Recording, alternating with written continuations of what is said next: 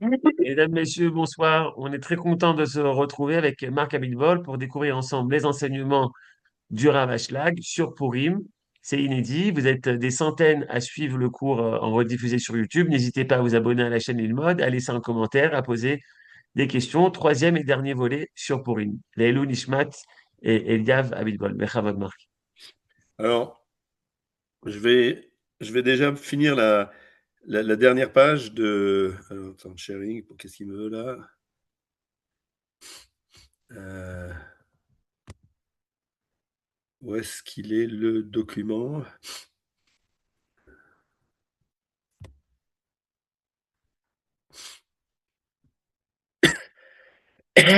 Pourquoi je le vois pas? Est-ce qu'il est peut-être ici? Non.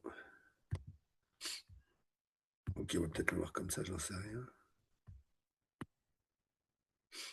Est-ce que c'est ça?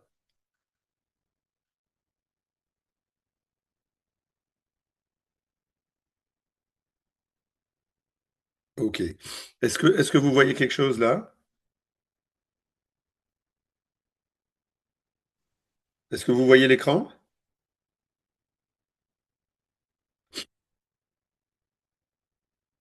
Est-ce que vous voyez l'écran? Voilà. Tu nous entends? Oui, je vous entends, mais j'ai pas l'impression que vous m'entendez. Oui, oui, oui, on entend. On t'entend, on voit l'écran. D'accord. Cet écran-là, vous voyez fin de Pourim, achèvement de la correction? On voit tout ce que tu partages. Donc, ne partage pas d'autres dossiers, mais dès que tu changes d'écran, on voit tous les écrans. D'accord, ok, très bien, impeccable. Donc, on avait terminé sur quoi la dernière fois? On avait parlé on est arrivé jusqu'à la pendaison de Haman. Donc, on avait parlé des deux festins.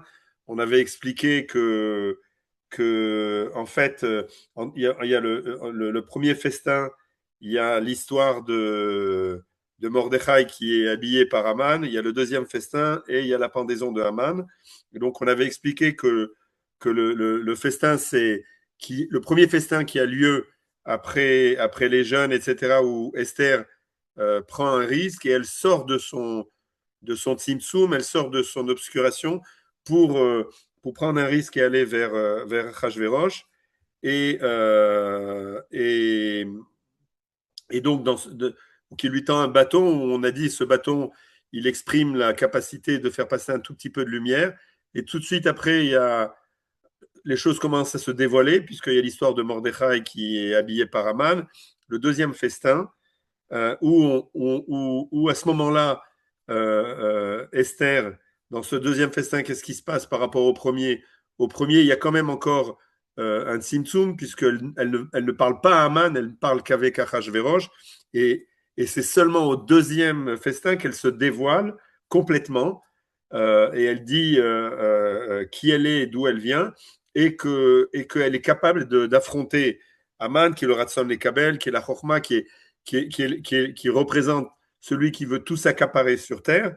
Et elle est capable seulement à ce deuxième festin, après qu'il y a eu un retournement, le Nafochu de Purim, hein, qui a lieu au moment de Mordechai, de cette parodie entre Mordechai et Aman, où Aman croit que c'est lui qui va être habillé comme roi, monté sur un cheval, et à la fin, on lui demande de faire ça sur Mordechai.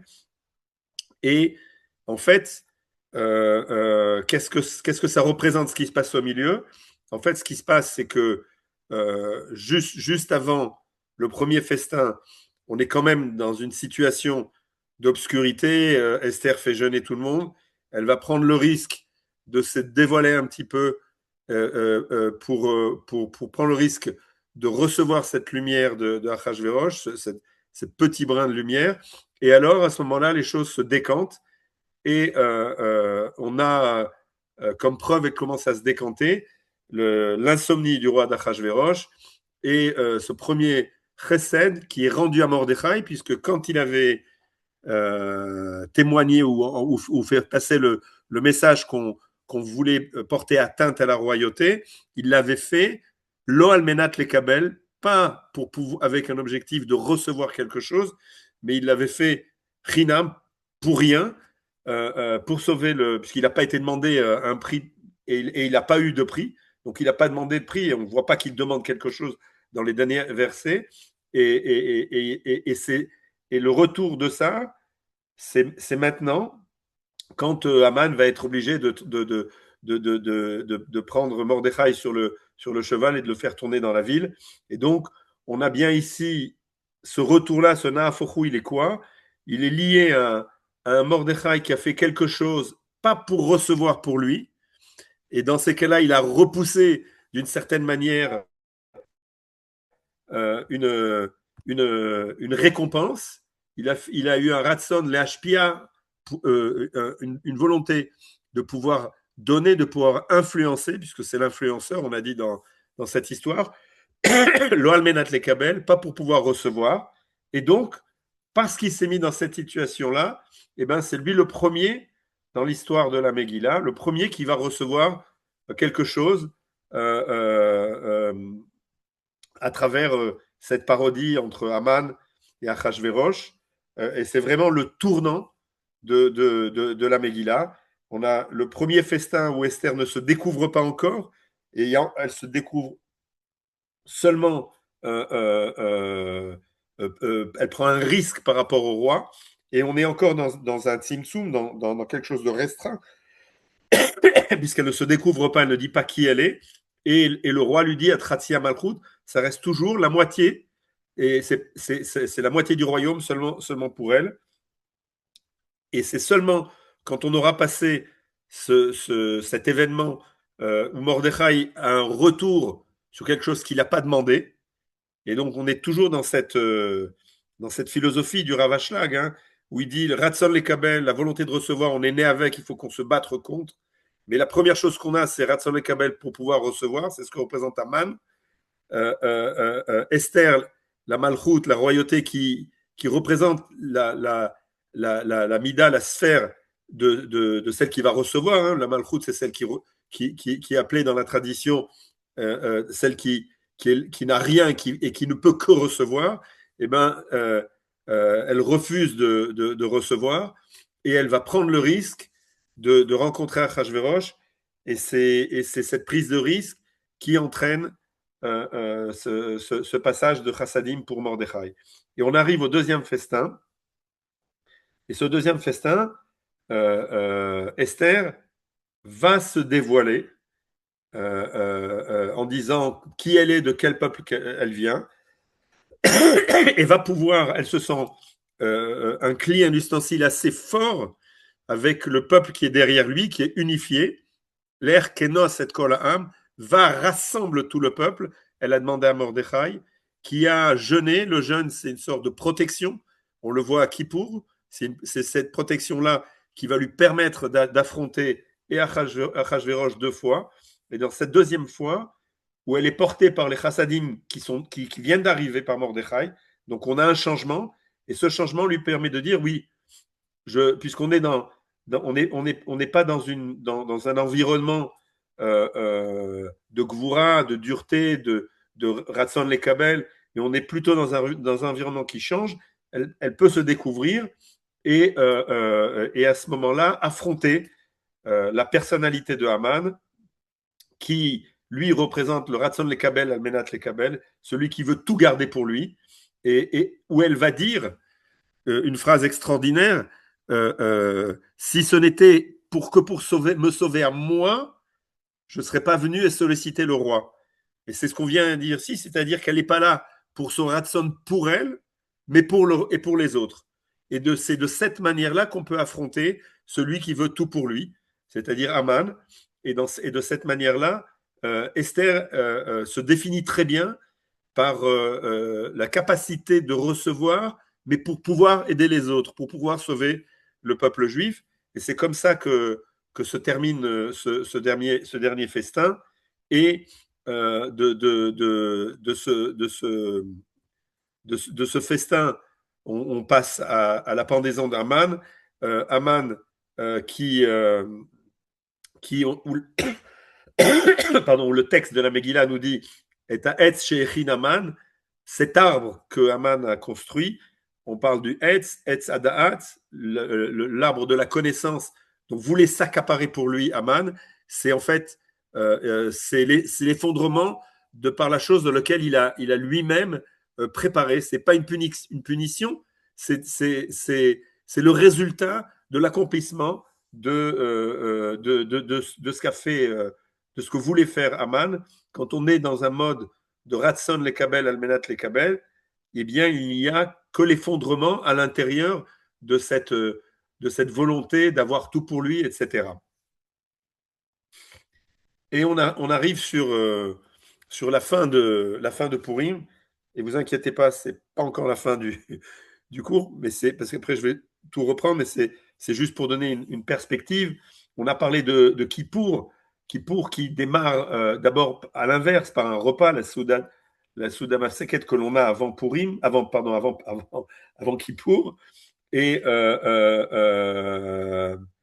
et cet événement de Purim qui est tout à l'inverse, puisque lui, il va démarrer par un jeûne, par le jeûne, et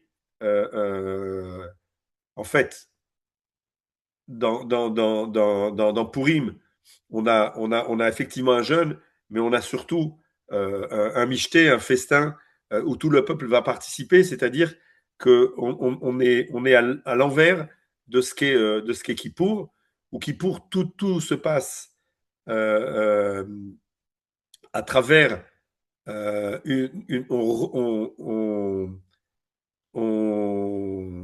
décide de renoncer à manger, on décide de renoncer à se mesurer à cette capacité de Ratson les Kabel, puisque c'est la nourriture, on va prendre pour soi en disant on va arriver à surmonter ça. On ne rentre pas du tout dans ce cadre-là à Kippour, puisque à Kippour, on rentre directement dans le jeûne, et ce jeûne, de la même manière qu'il avait fait écran sur Esther, il fait aussi écran pour nous, exactement de la même manière. Le jeûne, il fait écran pour nous permettre de nous rapprocher du Créateur et de participer pleinement à cette journée de Kippour. Mais on est dans cette bulle à Yom Kippour. D'ailleurs, on le ressent tous. On rentre dans Kippour et on ressort. On a l'impression qu'on est rentré dans un sas quelque part, et que pendant toute cette journée de Kippour et de prière, on est déconnecté, on est protégé, et on est, d'un point de vue du Sod, ce qu'on appelle dans la degré de la Bina, telle qu'elle était, même qu'elle était Moshe Rabbeinu, qui lui savait prier avec Akadosh Baruch Hu. Et donc, Kippour, on sort de ce sas sans avoir eu à être confronté à la réalité de ce monde, qui est le Ratson le Kabel avec lequel on est. Et dans cette réalité-là, on est attiré par le contrôle, par le pouvoir, par tout garder pour nous et rien pour autrui. On n'est pas confronté à ça à Kippour. Et par contre, on a accès pendant 24 heures ou 25 heures à être dans un état qui est de protection pour pouvoir se rapprocher d'Akadosh Baruch Hu. Purim, c'est différent, ça démarre par un jeûne avec la problématique qu'on a vue. On rentre tout de suite dans le vif du sujet avec le décret sur le peuple juif. Donc, ça démarre après, par la suite, ça continue par un sort. On va voir ça un petit peu dans le détail. Donc, on est vraiment dans une histoire qui est totalement différente, et elle se termine de façon différente, puisque les mitzvot de Purim sont Mishloach Manot, Matanot Laevionim et le Mishté. Ces trois mitzvot que l'on a, elles sont des mitzvot actifs. On ne se retire pas de la vie, au contraire. On va aller, que ça soit dans le Mishté, que l'on doit faire de façon, on doit s'enivrer de façon avec une certaine limite. Donc on est bien là dans un rapport de force entre le Ratson les Kabel, de boire de cette expansion-là, mais qu'on va limiter, ou que ce soit Mishloach Manot, envoyer des cadeaux à des gens, pas des gens pauvres, hein. Ça, c'est la relation entre nous, c'est le Ve'avta le'acha kamocha, tu aimeras ton prochain comme toi-même, comme on en a parlé dans les cours précédents, qui est mis en pratique ici, et cette connexion entre tout le monde qui doit nous permettre après par la suite à nous rapprocher du Créateur, et finalement, ces chassadim que l'on fait à travers les matanot, les vionim, les dons aux pauvres qu'on fait à Purim, on a vraiment un ensemble, que ça soit nous-mêmes à se limiter, cette relation qu'on doit mettre avec l'autre, ou les chassadim que l'on met en œuvre, nous permettent de positionner Purim à, à l'accomplissement même de Kippour, puisqu'à Kippour, on n'arrive pas à ce niveau-là, où on est capable de contrôler tout son environnement pour, pour arriver sur un tikkun, une correction, alors que à Kippour, on est dans l'individuel et pas à travers la société ou le monde.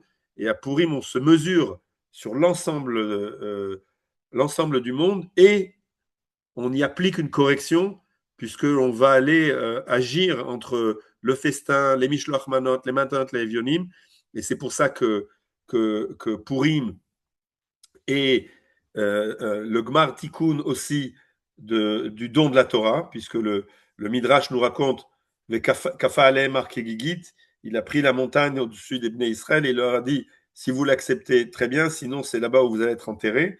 Et le Midrash nous dit Vekibluha Bepurim, Hadar Kibluha Bepurim, parce qu'en fait, donc, on a reçu la Torah forcée, on en avait parlé il y a 2 semaines, on reçoit la Torah forcée, parce qu'on ne peut pas avoir le libre arbitre de refuser la Torah. Mais à un moment donné, il faut quand même qu'on l'accepte. Et en fait, à travers ce qui se passe à Purim, surtout l'achèvement de cette correction, en fait, on l'accepte puisque c'est, c'est tout ce qui s'est passé à Purim, qui a démarré d'en haut avec le sort que Haman a jeté. Tout le reste est passé d'en bas. Et donc, c'est le risque que prend Esther, c'est l'intervention de Mordechai, et c'est Knos et Kolayodim rassemble tout le peuple qui amène à la fin à ces mitzvot-là et qui font le Gmar de Tikkun de, de la fête de Purim. Et c'est pour ça que nos sages nous disent toutes les fêtes seront euh, annulée, sauf la fête de Purim, qui restera pour tout le temps, parce qu'elle a en elle-même ce cycle de correction et de progression de l'ensemble des midotes que l'on doit avoir, et depuis, et d'un travail depuis en bas vers le haut. Donc avant de continuer sur autre chose, je voulais voir s'il y avait des questions. Oui, attends, j'ai une question.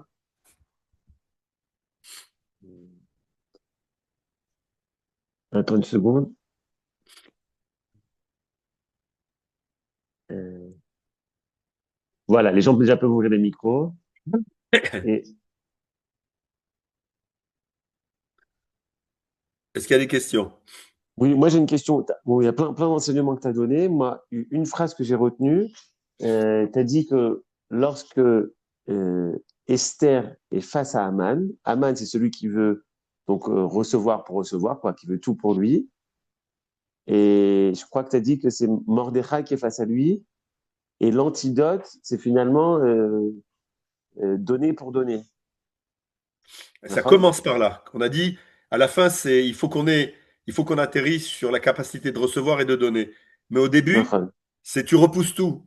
Tu veux que donner, parce que tu veux pas prendre de risques. Et c'est ce que fait Mordechai quand il va annoncer à travers Esther qu'il y a un attentat potentiel pour Achashverosh. Et donc, il n'attend pas quelque chose en retour. Ça s'appelle chassadim pur. Il n'attend pas quelque chose en retour. Et c'est ça qui allume la flamme de tout ça, qui permet à Esther d'aller. Parce que elle est pas elle y va sur cette lancée, sur une action qui est de chassadim pur. Je donne, je ne veux pas recevoir. À la fin, et c'est ça les mitzvot que l'on a. Dans les mitzvot qu'on a, regarde les mishloach manot. C'est je donne et je reçois. C'est D'accord. bidirectionnel. Il y a, il y a, il y a, il y a, il y a, il y a, il y a un peu de tout là-bas. Et donc, à la fin, c'est être capable de recevoir et de donner. La position de démarrage qui est de dire je ne veux pas recevoir, elle est problématique si elle en devient une règle, puisque le monde a besoin de ce sentiment-là. Parce que le sentiment de recevoir, c'est on l'a quand on a un sentiment qu'il nous manque quelque chose. S'il nous manque rien, on fait plus rien. Donc il est important qu'on ait ce sentiment de manque et que l'on veut recevoir et pour qu'on aille faire autre chose. Mais il y a des moments Ok. où effectivement, il faut que l'on refuse parce qu'autrement ça peut être dangereux. Donc il y a des moments où il faut attendre qu'il y ait un autre temps qui se passe et c'est le premier michté et c'est à ce moment-là que les choses changent, qu'on s'aperçoit que les chassadim peuvent intégrer la chorma, intégrer ce ratson-là, parce qu'ils sont assez forts, et c'est comme ça que l'histoire continue. Mais à un moment donné, et ça Ok. ressemble un peu à ce qu'on a dit quand on voit dans le Etzraïm, le Hari Akadosh, il explique que au début, Tzimtzem et Tatzmo, au début, il y a une volonté de, de se restreindre parce qu'on a peur de ce qui va se passer. C'est seulement quand on comprend comment on est capable d'agir et d'interagir que l'on commence à recevoir. Ok, תודה רבה. Et il y a une question sur le chat. Est-ce que tu veux en parler ou est-ce que quand tu vas Ouais, résumer, vas-y, tu vas-y, vas parce que là maintenant je vais reprendre re- depuis le début. repasser? C'est un peu. Et il y a Aaron Brami qui nous dit, j'ai pas compris pourquoi Esther attend le deuxième festin. Que... Ok, parce que au premier festin, elle n'est pas sûre que ça va marcher. Il faut qu'on sache, qu'on comprend l'état d'esprit. Elle rentre dans et donc elle a peur d'y aller parce qu'elle peut être coupable de mort. Dans notre langage, ça veut dire que ça va pas réussir. Euh, c'est l'équivalent de Shvirat Akelim, c'est-à-dire que tout va casser. Parce que elle va pas réussir parce qu'elle va pas être capable de recevoir pour sauver son peuple. Donc, elle ne sait pas comment ça va se passer. Donc, elle rentre là-dedans après une action de pure grâce de Mordechai et elle ne sait pas ce qui va se passer. Et donc là, c'est une première étape pour recevoir un brin de lumière, ce qu'on appelle Neirodaki, Koreshimo, un brin de lumière qui va la réconforter dans sa capacité à pouvoir recevoir sans garder ça pour soi. Et il faut une preuve que ça marche avant de passer au deuxième festin. Et la preuve que ça marche, c'est ce qui se passe entre Mordechai et Aman. Parce que Mordechai, c'est les chassadim, on a vu ce qu'il a fait avant. Et Aman, c'est tout le contraire. Mais on a besoin de ça, puisque Aman, c'est l'envie de voir des choses, c'est le manque que l'on a. Donc, quand on est en chassadim et qu'on n'a rien besoin, on n'avance pas. C'est pour ça que, je vous rappelle, Mordechai, où est-ce qu'il est? Yoshev Béchar Ameler. Il est assis à la porte. C'est ça les chassadim. Je ne prends pas de risque d'une certaine manière. Bon, j'exagère dans le sens où il est allé aider à détourner un complot, mais il est pas actif en prenant un risque quelconque dans ce qu'il fait. Ou Yoshev Béchar Amener, il est assis à la porte du roi. Et là, il va se passer quelque chose après que la reine Esther a passé cette première étape de recevoir un petit peu quelque chose. Eh bien, on a ce premier mariage entre Aman et Mordechai, où qui est le principal acteur sur ce cheval? C'est Mordechai le principal acteur. L'acteur, le plus petit acteur, c'est Aman, qui a dû mettre le manteau qu'il voulait sur Mordechai. C'est extrêmement symbolique dans tout ce qu'on vient de parler, puisque c'est celui qui veut pas qui va recevoir le manteau de celui qui veut tout. Et donc, dans la symbolique de la Kabbalah, ça s'appelle Chassadim Be'arat Chochma. Il y a la Chassadim, la grâce, avec une parenthèse de Chochma, une parenthèse de Ratson Lekabel, un tout petit peu de Ratson Lekabel. Mais celui qui est principal, c'est Mordechai dans cette histoire. C'est lui qui est trimballé de partout. C'est lui qu'on voit, mais on le voit avec cette couverture-là. Et c'est exactement ce que représente. On a besoin de cette rochma, parce qu'on a besoin de cette rochma du Etz Hadaat, de l'arbre de la connaissance. C'est ce qui fait développer le monde. Mais il ne faut pas qu'il soit le principal. Il faut qu'il soit en minorité dans le Etz Hachaim, dans cette envie de développer la vie dans la direction que nous montre le Créateur. Et donc là, c'est vraiment le tournant, le Nafochu de Purim, il a lieu à ce moment-là. Bingo, Esther peut aller à ce deuxième et se dévoiler. Et c'est seulement à ce moment-là qu'elle se dévoile. Mais si vous voulez, et c'est ce que je voudrais faire là maintenant, c'est ce qu'on a fait pendant 2 cours où je vais le refaire. Et Yoann, tu m'avais demandé, cette fois, je vais le faire avec les versets à côté. Et vous allez le voir. On va revoir ensemble le film euh, euh, euh, de telle manière que de tout ce qu'on a parlé, on va pouvoir le traduire et comprendre ce qui se passe. Donc, la Megillah, elle démarre avec Je Veishkot peux te Bekle poser Zahav une Vekelim question. Mitelim. Pardon? L'Ifnei שאתה עובר לשלב הבא. En Je français. peux poser une question? Oui, tu peux. Je l'ai déjà posée, mais j'ai pas eu ma réponse la dernière fois. J'ai pas compris ton explication sur quand la première fois que Mordechai lui dit d'aller voir le roi, elle dit, on lui fait savoir qu'elle veut pas, et Mhm. il lui dit, du coup, je suis allée chercher le passou qui lui dit, Imlo Kaet Vaillon, Azu Haitpo. hein? Imlo Bet Azu. Ok. אל תדמי בנפשך להימלט בית המלך מכל היהודים. Donc, il lui fait un peu la morale en lui disant, ne crois pas que tu vas échapper au sort des Juifs. Et je vois pas, tu considères de la part d'Esther dans ce shlave-là comme une raton de la tête. Non, non, mais une seconde. On n'est pas. Elle est en Ratson les Kabel, elle, Esther. La Malchut, c'est Ratson les Kabel.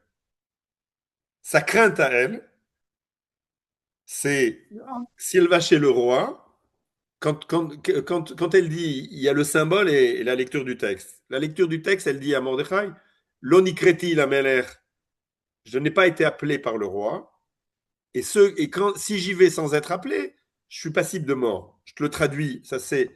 Après, on va voir ce que Mordechai lui dit. Je te traduis, elle dit, si je vais, parce que tu m'envoies sur une mission pour recevoir quelque chose, ok, la sauvegarde du peuple juif, etc. C'est recevoir quelque chose. Si tu m'envoies ça, il y a une possibilité que ça soit en fait Ratsan les Kabel, Almenat les Kabel, puisque je veux quelque chose que pour moi et que ça marche pas. Et ça marche pas. Et comme on est à la suite, parce que ça vient à la suite du Michté, où il y avait tout le peuple juif, et on a parlé, et ça c'est pour ça que je veux redémarrer là-dessus, où on a parlé qu'il n'y avait pas de Achila, mais il y avait Shtia, il n'y avait pas de bien de nourriture, mais c'était que de la boisson qui représente un épanchement sans fin, pas de limite. Elle a dit, c'est là où on est aujourd'hui. Aujourd'hui, on est dans une situation d'épanchement sans fin, pas de limite. Et on sait que ça amène à une catastrophe. Et donc, moi, tu me demandes d'aller là-bas à la suite de ça. C'est impossible que ça marche. C'est impossible que ça marche parce que voilà où on est. La communauté, elle est où? Elle est dans la suite. Là. C'est pas qu'elle est, pour toi, c'est pas qu'elle avait peur ni qu'elle était égoïste, c'est qu'elle pensait que ça n'allait pas marcher. Exact.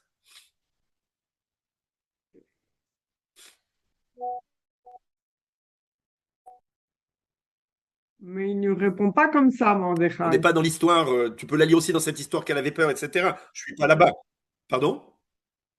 Si Mordechai, il lui répond, si toi tu fais pas ça, quelqu'un d'autre le fera. D'accord? Et donc, qu'est-ce qu'elle lui répond, Esther? Elle lui répond, Knos kol hayehudim, vetsumu va et c'est très intéressant dans la dialectique de ce qui se passe, ok? Elle dit à tout le monde, jeûnez 3 jours, moi je vais jeûner 15 jours, ok? Donc elle dit, il faut qu'on soit protégé. Le jeûne, il est là pour nous protéger, c'est un massach, il est là pour nous protéger, parce que je vais vers un danger qui est un ratson les kabel, mettre les kabel. Il faut se protéger pour ça. Mais moi, si je jeûne 3 jours, je vais rien recevoir quand je vais aller là-bas et ça va servir à rien. Parce qu'il faut qu'elle reçoive. Elle va là-bas pour recevoir quelque chose. Elle va pas là-bas pour rien, pour que rien se passe. Et donc, elle va jeûner qu'un jour. Elle va rentrer, elle va jeûner qu'un jour parce qu'il faut qu'elle reçoive. Mais il faut pouvoir passer de cette période où on est dans le monde d'Achashverosh, la nature, l'abondance, etc., tout ce qui est là autour, sans fin, à travers le liquide qui s'écoule sans fin. Et ça amène à la catastrophe. Et donc, il faut que ça change. Et donc, ça va changer partiellement par une première rencontre. Et, Altedami Benafcher, et ça, je le dis pour toutes les personnes qui sont ici, on ne peut pas se dire, je reste dans mes Dalet Amot chez le Bet Amidrash, dans les 4 amas du Bet Amidrash, et tout va bien se passer. On a une responsabilité d'agir, parce que c'est pour ça qu'on a été créé, pour pouvoir agir. Le Ratson les Kabel, il est important, c'est lui qui nous pousse à agir, parce qu'on a un Ratson les Kabel, parce qu'il nous manque quelque chose. Ce manque-là que l'on a inné, qui nous pousse à recevoir, on ne peut pas s'échapper de lui. On ne peut pas s'échapper de ce manque-là. Il faut travailler avec. Et c'est ce que lui dit Mordechai à Esther. Al-Tedami Benafcher, les Himalet. Ne pense pas que tu peux t'échapper de ça. Non.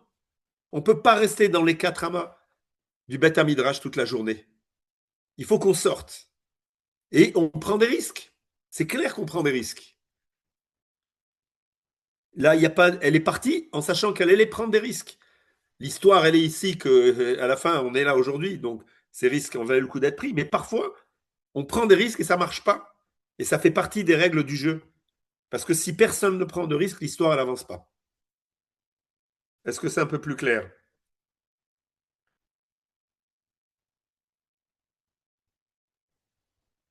Oui, oui. Ok. D'autres questions? Là, de toute façon, je vais reprendre de façon très, très ordonnée puisque maintenant on puisse revoir l'ensemble du texte. Donc, on redémarre. On est au début de la Megillah. Et on nous dit Veyain, Vekelim Mikelim Shonim, Veyain Malchut Rav Keyad Amelech, Veashtia Kadat En Ones Kichen Yasad Amelech Al Kol Rav Beto, la sorte Keson Ishvaish. Et donc on nous dit ici, on ne parle que de boissons, Veash Kota avec les aves, et tu vas verser dans des ustensiles, etc., du vin. Et on te dit que le vin, il est, la boisson, elle est là, sans personne n'est obligé à la prendre ou pas. Et ça va être à la fin Kirtson Ishvaïsh. Chacun va interpréter Ishvaïsh. Il y a différentes personnes. Et nous dit le Midrash, il y a des gens qui vont savoir avoir une limite dans cet épanchement et d'autres non. Et donc, on se trouve ici, il y en a qui vont respecter, qui vont rester dans le cadre et d'autres qui ne vont pas rester dans le cadre. Et donc, c'est ce qu'on l'on a ici, on ne parle pas du tout de Achila, on est dans un épanchement de la Chokhmah, c'est ce que représente le vin, le date, et on n'a pas du tout ni de chassadim autour, ni une limitation, puisque les chassadim, c'est une limitation de ce qui se passe, il n'y a pas de limite, et automatiquement, ça va créer un environnement où il y a un danger, et donc on va tomber dans un monde où il y a le tzimtzum, il va falloir limiter complètement les choses, parce qu'autrement, on se trouve dans un danger. Et c'est pour ça que Esther, que Mordechai dit à Esther, quand elle va être choisie parmi les femmes de Achashverosh, tu ne diras pas qui tu es, d'où tu viens, qui est ton peuple. Parce que, à la suite de ce qui s'est passé pendant ce Michté, la conséquence de l'environnement sociétaire qu'il y a, où tout va, et que la communauté juive est prise dans cette dynamique, eh bien, il y a, il y a, il y a un filtre, il y a un tzimtzum au plus haut degré pour essayer que tout se casse, parce qu'autrement, peut-être que même avant Haman, il y aurait déjà eu la destruction du peuple juif à la sortie de ce premier festin. Et donc ça, c'est première étape. On est dans un environnement où il y en a qui font, il y en a qui font pas. Il n'y a pas de limite. Et il y a certains qui arrivent à en mettre. Et Esther rentre à ce moment-là sur scène en tzimtzum complet. Lo igida et ama vet molata. Elle ne va pas dire de quel peuple elle est et de quelle nation elle vient. Et ça, c'est ce que l'on a dans le numéro 2. En Esther magedet molata vet ama kasher tziva lea Mordechai. Et donc, c'est exactement ce que c'est Mordechai qui lui demande, ok, de faire ça. Et on rentre dans un tzimtzum double, loetama veloet molata. Donc elle cache son identité et ses racines. Tout ce qui peut définir quelqu'un, une entité, pour pouvoir passer à travers ces moments difficiles. N'hésitez pas à m'arrêter. Je continue. Et donc, on continue dans l'histoire. Et on est dans cette obscurité.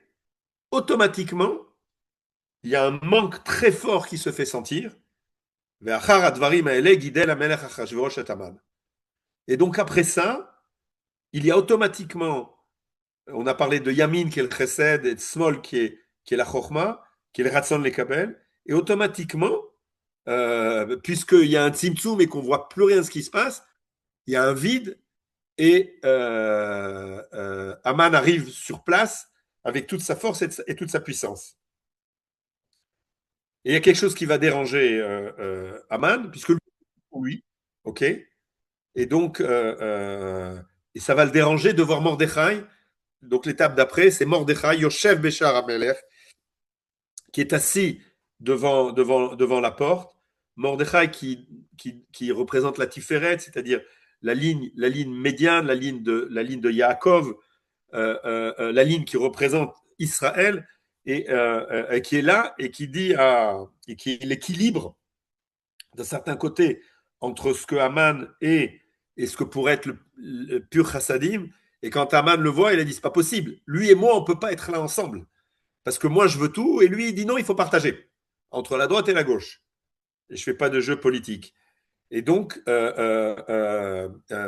ça dérange énormément Haman. C'est pour ça qu'il va vouloir aller voir le roi pour lui dire, mais il faut en terminer avec ces gens-là. Et donc, cette histoire-là se finit de Achashverosh, Gidel et Haman. Ça se termine par cette histoire de Bigdan Vateresh, c'est-à-dire que ce que l'on apprend, c'est bien que Achashverosh, il a fait grandir Haman et que maintenant, on se trouve dans un espace de Ratzon Lekabel, mettre Lekabel pur. Il n'y a plus que ça, ça prend quasiment toute la place. Il reste quand même quelque chose de chassadim, et c'est cette dernière ligne de ce chapitre où on nous dit que Mordechai a entendu l'histoire de Bigdan Vateresh et a été sauvé le royaume de Achashverosh, et on appelle ça un réchimo. Il y a une trace de grâce, il y a une trace de bonté, il y a une trace de donner. Dans tout et il faut le dire pourquoi, parce que a priori c'est terrible. On est sous l'empreinte du Ratzon Lekabel total, Haman qui veut tout s'approprier, qui veut rendre tout ce monde matériel et égoïste, et on se dit c'est terminé. Il n'y a plus de possibilité de s'échapper de cet environnement-là. Et les derniers psukim, on nous dit non, il y a toujours une petite lueur. Il y a toujours une petite lueur, et cette lueur, elle est Mordechai, qui va faire un chesed sans attendre quelque chose. Et c'est comme ça que se termine là.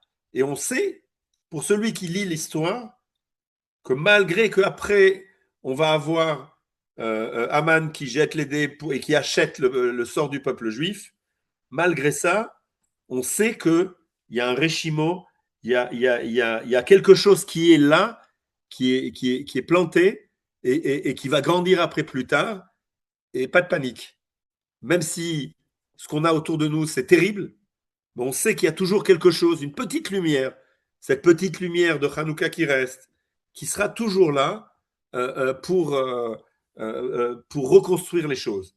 Mais pour l'instant, c'est très difficile de l'avoir, cette lumière, puisque tout ce qu'on voit après, tout de suite après, c'est Hipilpur, Hagoral, c'est-à-dire que cette fois-ci, il y a un sort qui est jeté, ça vient d'en haut, et c'est terrible à ce niveau-là. Et on voit Haman qui envoie cette lettre, dont on a dit que dans cette lettre, il n'y a pas marqué que c'est les Juifs qu'il faut tuer. C'est encore une deuxième allusion que les choses ne sont pas parties d'une destinée qui est incontournable, puisqu'il y a un document qui va être parti de partout, et qui en fait, c'est Haman qui va l'expliquer, mais il n'est pas marqué dedans. Pardon, Et j'ai donc, une de la même manière, question. Ouais. d'une manière, il Marc, va être récupéré après Marc, pour être j'ai une expliqué. question. Ouais, j'avais une question, excuse-moi. Je peux? Oui, bien sûr. Je disais, Mordechai, il est Yoshev Beshar Hamelech, entre Esther, qui est la personne qui va recevoir pour recevoir, et entre qui? C'est qui Pardon. celui qui donne. En fait, Mordechai, il est au milieu quelque part. Il attend, il Exact. est à la Ouais. porte, n'est-ce pas? C'est-à-dire qu'il Mhm. fait l'intermédiaire entre quoi et quoi? Je voudrais que tu me rappelles simplement. Ok. En fait, donc, Mordechai, il est celui qui doit permettre à Haman, au Ratzon Lekabel, de se réaliser, mais dans des conditions de chassadim. C'est ça le rôle de Mordechai. Lui, Mordechai, on ne peut pas sans se rassembler les Kabel. C'est pour ça que tout de suite après, il y avait Ve'akachverosh, Gidel et Taman. Donc là, il est là. Donc là, c'est pour ça qu'il pousse Esther. Il dit ouais, tu vas y arriver. Tu vas y arriver. Tu vas arriver à recevoir pour sauver le peuple. Et donc, c'est un chesed gadol que tu vas faire. Tu vas prendre ce risque et tu vas y arriver. Et Donc, moi, je te dis, donc il est pas vraiment au centre, il est quelque part, il est pas non, c'est intermédiaire Esther. finalement. C'est Esther qui est au centre. C'est la malchoute. Quand on regarde, pour ceux qui ont en mémoire l'arbre des sphirotes, la malchoute, elle est tout en bas. C'est elle qui est le centre. Celui qui fait quelque chose, c'est la malchoute. Non, mais Mordechai, tu as dit Tiferet. Oui, Tiferet, c'est c'est le également au milieu. centre. Mais, oui, mais qu'est-ce qui se passe? Tiferet, elle va donner au Yesod, et le Yesod va se rapprocher avec la malchoute. Malchoute et Yesod. C'est Amachazir Shechinato et Tzion. Il faut se rappeler de Ah, ça. en fait, Esther Amachazir, n'est pas ni à gauche ni à droite, c'est la Malchoute. c'est la Et malchoute. Mordechai, il est au centre, mais à un niveau plus élevé. Oui, oui, oui, mais c'est lui qui va donner, parce qu'à la fin, celui qui doit faire, c'est celui qui est en bas, qui n'a rien, qui doit faire pour montrer qu'il est capable de faire et qui va rajouter quelque chose. Donc, c'est le facilitateur, Mordechai. Et d'ailleurs, on le voit bien, il a un rôle d'acteur, de facilitateur. Il n'est pas l'acteur. Quand on voit une pièce de théâtre de la Reine Esther, je me rappelle quand j'avais 10 ans que je jouais le roi Achashverosh, les acteurs principaux, c'est Aman, Esther, Achashverosh. Mordechai, il est on pourrait dire manipulateur, mais le facilitateur, peu importe comment on l'appelle. Mais à la fin,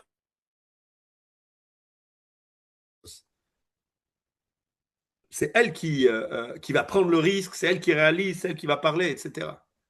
D'accord, ok, merci. Mais au milieu, pour que la malchoute elle puisse recevoir quelque chose qui est mezoukak, qui est distillé, il faut que Mordechai il agisse.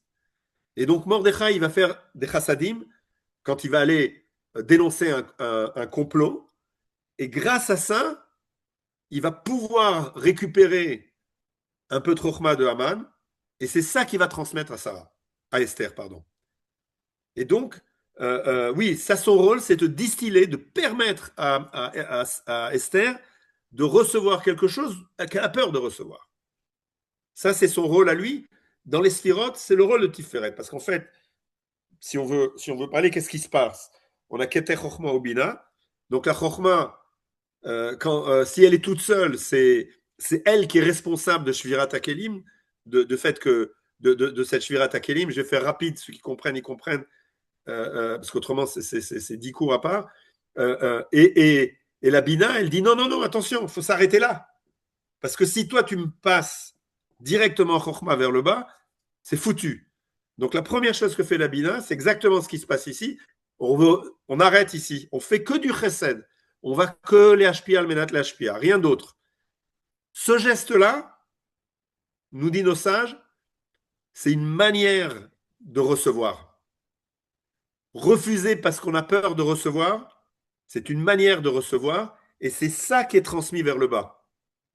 Et c'est exactement ce Mordechai sur le cheval, avec la veste de Haman, tirée par Haman, qui descend vers le bas, parce que c'est enfin des chassadim, mais habillé avec un peu de chokhmah. Ok. Enfin, en fait, finalement, Mordechai, il n'est pas entre la droite et la gauche, il est entre le haut et le bas, Il est entre la droite et la gauche. si on veut schématiser. Non, il est Il est entre pas- la droite et la gauche. il est entre Chesed et Et Din? chokhmah, ouais. Il est entre la droite et la gauche, puisqu'il est sur ce cheval-là. Qu'est-ce qui lui arrive? D'accord. Ok. Il est habillé de la gauche, mais il représente la droite.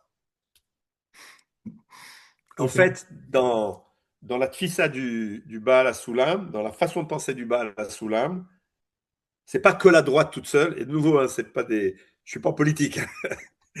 C'est pas que la droite tout seul et c'est pas que la gauche tout seul. C'est la droite qui porte la gauche parce qu'il y a de partout, il y a des choses importantes. Mais qui c'est qui porte? Qui c'est qui porte? Euh, euh, je rapporte à cette Haftara, Ephraim et Yehuda, où il y a une combinaison entre deux arbres. On parle d'une Arkava là-bas, de Rochev. Donc, comment ça s'appelle là? On prend une branche et on veut la. Quelqu'un peut m'aider là en français. Le, Euh, le pardon? sarcotage, non? Comment ça s'appelle? Une greffe. Greffe, exact. Quand on veut greffer, tout à Une fait. bouture. La Bouture, bouture? voilà. Et donc là-bas, dans cette Haftara, il y a les deux courants du peuple juif qui doivent se réunir, et elles se réunissent par une bouture. Mais il y en a un qui est le tronc et l'autre qui est la branche. Et c'est ça Mais par contre, après, ils sont réunis, ils font qu'un.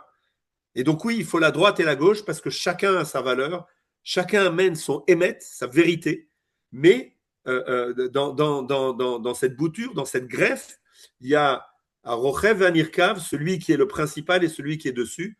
C'est ça le Merkava. Quand on parle du Maasé Merkava, on pense à un char et des roues, etc. Mais non, il doit y avoir une union qui doit se faire ici. Et cette union qui est décrite dans cette Haftara, qui est extraordinaire, elle parle de quelque chose qui est principal et quelque chose qui est secondaire, qui se greffe pour à la fin faire quelque chose qui est un. Et ça, c'est le rôle de Mordechai, de pouvoir amener ces deux côtés. Et quand ils se réunissent, à travers le Yesod sur la Malchut. Et dans la Malchut, ils vont faire que un. Mais ça, c'est son rôle à Mordechai, de pouvoir le faire. Et d'ailleurs, c'est ce qui permet de faire le Nafochou, le tournant dans notre histoire, qui est de Mordechai sur ce cheval avec le manteau de Haman tiré par Haman. Et c'est ce qu'on appelle Chassadim Be'erat Chochma, des Chassadim, de la grâce, de la bonté, avec ce Ratson qui est associé là-bas. Je continue. Et donc, qu'est-ce qui se passe après que Haman ait envoyé ses lettres de partout? Esther va dire l'Erknos et Kolayodim, Vetsumu Alai, envoie et rassemble tous les peuples, tous les juifs, et jeûner sur moi pour me protéger. Et en fait, c'est une notion dans la Kabbalah où la Malchut, quand elle est toute seule, elle est en danger, et la Malchut, elle va monter pour être protégée. C'est un peu aussi ce qui se passe à Kippour, où on est protégé. Et là, la Malchut, elle va monter pour être protégée grâce à la Hardout, à l'union du peuple et aux jeunes. Et c'est ce qui va permettre et c'est cette première étape. C'est une réponse, je ne sais plus si c'est Sarah qui a posé la question. C'est cette première étape de ce premier festin où Esther, elle est protégée la première fois qu'elle arrive. Esther, elle est protégée la première fois qu'elle arrive vers le roi. Bayom Ashlishi, Vatilbash Esther Malchut, Vata'amod Bechatzer Bet Amelech Apnimit, Vatisacher Bene, Vayoshet Amelech Esther. Tous ces mots sont extraordinaires. Donc elle arrive, elle est habillée, elle est protégée face au roi, et le roi va lui tendre son cerceau, et c'est là où on dit qu'il y a une première éclair, une première lumière qu'elle perçoit et qu'elle peut recevoir, puisqu'il dit, on dit Bechatzer Bet Amelech Apnimit, elle est vraiment dans l'intérieur de la chose, et c'est ça qui lui permet de rentrer, de recevoir et de pouvoir continuer. Et la seule chose qu'elle demande, c'est Yavo Hamelech Vehaman El Amishte Asher Asitilo. Et donc, on est dans cette transition où elle est encore protégée. Elle n'a encore pas dit qui elle est, elle ne s'est pas encore dévoilée. Et d'ailleurs, Aman, il est très content, il sort hyper content de toute cette histoire, parce que il a l'impression que c'est bon, il a tout le monde, il a la reine avec lui, il a conquis tout le monde, c'est bon, c'est terminé. Et quand il sort, qui il rencontre? Il rencontre Mordechai, c'est marqué Mordechai Béchar Amelech, de nouveau assis en facilitateur, Velokam Velozam Imeno Vaimale Haman al Mordechai. Et il ne bouge pas. Il est ce qu'il est, Mordechai, il a son identité, il ne bouge pas de son identité, il ne renie pas son identité. Et je pourrais dire ici, si je veux faire une interprétation par rapport à ce que Manitou parle de l'histoire, c'est l'histoire des Juifs en Galoute, où Dieu n'est pas là parce qu'il laisse la place. Maintenant, c'est à vous de parler.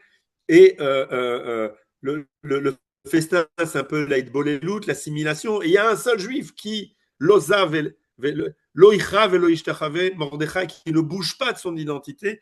Il reste une seule personne avec son identité qui ne bouge pas. Et là, ça met en colère furieuse Aman. C'est pour ça qu'il va construire cette potence, qui représente ce Etz Adaat, pour dire là-bas, je vais en finir avec ces chassadim, avec ce que représente Mordechai. On va en terminer total, et le plus tôt sera le mieux. Et il se dit, je vais d'abord aller au deuxième festin, et comme ça, j'aurai l'autorisation du roi pour le faire. Puisque comme il pense qu'au deuxième festin, et c'est pour ça qu'il va vers le roi pour lui demander l'autorisation de trucider Mordechai. Malheureusement, la petite graine de Shefa qu'a planté Mordechai à propos de Bigtan Vateresh va germer, et le roi va se dire, mince, il y a quelqu'un qui a fait quelque chose et à qui on n'a pas rendu cette bonté. Et donc on a un tournant. On commence à rentrer dans, il y a quelqu'un qui a reçu, qui va vouloir donner, récompenser ce qu'il a reçu. La balle est dans le camp de Achashverosh cette fois-ci. Et c'est Achashverosh qui va dire, ah, il y a quelqu'un qui a reçu, j'ai reçu de quelque chose, maintenant il faut que je donne. Et c'est extraordinaire que la personne que Achashverosh rencontre pour pouvoir faire ce renversement de Ratson Lekabel, Menat Lekabel, puisque Achashverosh avait reçu sans rien donner, c'est Haman qui arrive pour recevoir cette demande-là. Et donc, on a vraiment un retournement, puisque tout ce qui se rencontre, c'est pour casser ce Ratson Lekabel, Menat Lekabel. Achashverosh qui veut rendre cette bonté, Haman qui est l'opposé qui arrive et qui était obligé de faire l'inverse. Et donc, on a vraiment un feu vert pour Esther pour sortir du cocon dans lequel elle était dans le deuxième Michté, où elle va se découvrir, elle va dire qui elle est, et elle va dire c'est pas pour moi que je fais ça, parce que si c'était que pour moi, je l'aurais pas fait, mais c'est pour mon peuple et ma nation. Et donc, après avoir vu, après qu'il y ait eu ce retournement, où on contrôle la Chokhma, on contrôle le Ratson Lekabel, Esther peut sortir de ce cocon dans lequel elle était, dans le premier Michté, et se découvrir totalement pour vis-à-vis d'Aman. Et de cette manière-là, l'histoire, elle se termine ici, où la Malchoute s'est découverte, la Malchoute a été capable de recevoir et en même temps de donner pour sauver le peuple juif. Et c'est vraiment le tikkun complet qui nous amène à travers cette histoire.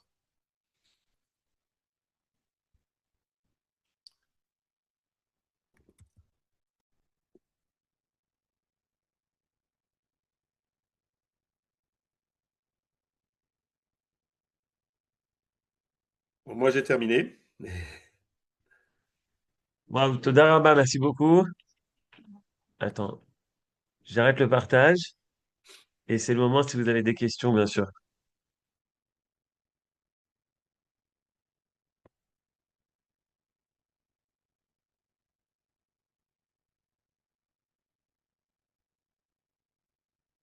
Donc, est-ce que Aaron, tu as compris pourquoi elle attend le deuxième festin?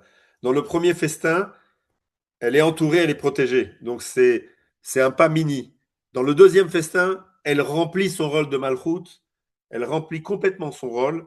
Elle se découvre pour participer au tikkun, qui est de pouvoir avoir un ratson les kabel, al menat l'ashpia, de pouvoir recevoir pour pouvoir donner.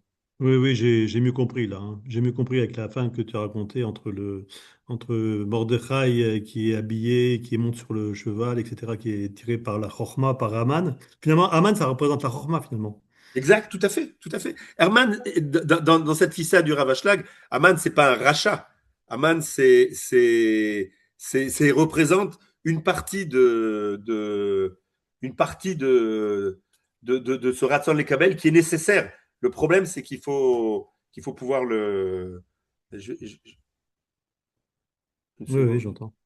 Euh, Ah. Ran, Dakav, Mitraber. S'il n'y a pas d'autres questions, parce qu'il faut que je bascule à un autre cours, mais autrement, D'accord. envoyez les questions sur le chat et je pourrai y répondre avec grand plaisir. En tout cas, je Merci voudrais vous beaucoup. remercier parce que ça m'a permis de prendre une étude que j'avais jamais fait. Et donc, grâce à vous, ça m'a permis de découvrir avec vous comment on peut utiliser cette façon de penser du Ravashlag à à travers l'ensemble du judaïsme, etc. Toda Alors, Rabba, merci beaucoup, Marc, pour cette Merci. nouvelle lecture. Si tu permets, Merci Marc, à bientôt. le dernier PowerPoint, je vais l'envoyer sur le groupe avec les psukim, comme ça résume bien. ouais. Et j'ouvre le groupe. S'il y a des questions, vous pouvez sur le groupe WhatsApp poser vos questions pendant cette soirée. Donc, je le renvoie parce que je l'ai un petit peu modifié. Je le renvoie le dernier. Ok, tu m'en reviens. Super. Toda Rabba, merci à Toda tous. Rabba, On se Marc. retrouvera la Merci. semaine prochaine pour une Oui, et suite sur Johan le aussi. thème. Call to. Merci d'avoir visionné cette vidéo. Je vous invite à vous abonner à notre chaîne InMode pour plus de replays, de conférences, de cours, d'interviews. Cliquez sur le bouton juste ici et vous êtes abonné à l'InMode. À très bientôt.